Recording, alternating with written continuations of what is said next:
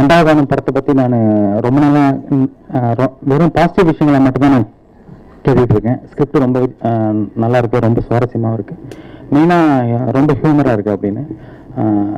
Rajkumar sir வந்து நல்ல கதைகளை கரெக்டாக அடையாளம் கண்டுபிடிக்கிறதுல அவர் ரொம்ப அவரோட முக்கியமான திறமை அது.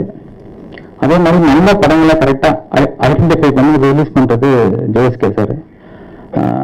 நடுவில் கொஞ்சம் பக்கத்தான படம் வந்து தமிழ்நாட்டில் இருக்கிற மோஸ்ட் ஆஃப் த ப்ரொடியூசர்ஸ் பார்த்துட்டாங்க, மோஸ்ட் ஆஃப் த பேண்ட்ஸ் படம் பார்த்துட்டாங்க, யாரும் படத்தை வாங்கலை.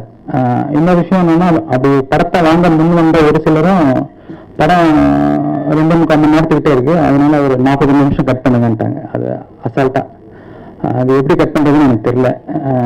ஜேஎஸ்கே சார் தான் படத்தை பார்த்துட்டு இந்த படத்தை கட் பண்ண சொன்னாங்க அப்படின்னு கேட்டாரு. நான் வந்து என் வாழ்க்கையில் கேட்டால் ரொம்ப சந்தோஷமான வார்த்தை அப்படின்னா நான் அதுதான் நான் சொல்லுவேன். அது இன்னும் எனக்கு ஞாபகத்தில் இருக்குது. அந்த ஷோ முடிச்சு உப்பா லைட்டாக கலங்கிடும்.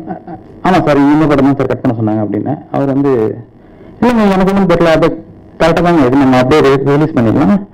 அங்கதான் அவரோட ஒரு பிஸ்னஸ் மைண்ட். ஆனால் ஒரு ப்ரெஸ் மீட் வச்சிடலாம், ப்ரெஸ்லாம் தப்பா நினச்சிக்காதீங்க, ப்ரெஸ் மீட் வச்செல்லாம் நம்ம ஒரு 20 மினிட்ஸ் கட் பண்ணிட்டோம் அப்படின்னு. ஏன்னா வெளியில நியூஸ் பரவிடுச்சு படம் லென்த்தா இருக்கு அப்படின்னு, நம்ம அப்படியே ரிலீஸ் பண்ணா பிசினஸ் பாதிக்கும் அப்படின்னு. அதனால சும்மா ஒரு ப்ரெஸ் மீட் வச்சு நம்ம படத்தை 20 மினிட்ஸ் கட் பண்ணிட்டேன் அப்படின்னு அது ஒரு ஃபேக் நியூஸ் தான். ஆக்சுவலி நான் எடுத்த படத்தை ஒரு ஃப்ரேம் கூட கட் பண்ணாலும் அப்படியே ரிலீஸ் பண்ணி அந்த படம் ஓரளவுக்கு ஓடி இருக்குன்னு நான் நம்புறேன். ரொம்ப சந்தோஷம். நிச்சயமா ஆக்சுவலி ஒரு படம் எடுத்து ரிலீஸ் ஆகாமல் இருக்கிறது எவ்வளோ பெரிய பெயின்றது அது அந்த டேரக்டர்ஸ்க்கு மட்டும் தான் தெரியும். அது நடுவில் கொஞ்சம் பக்கத்தில் நல்ல வேலை ரிலீஸ் ஆயிடுச்சு, ஒரு கதை இன்னும் வெயிட்டிங் இருக்கு.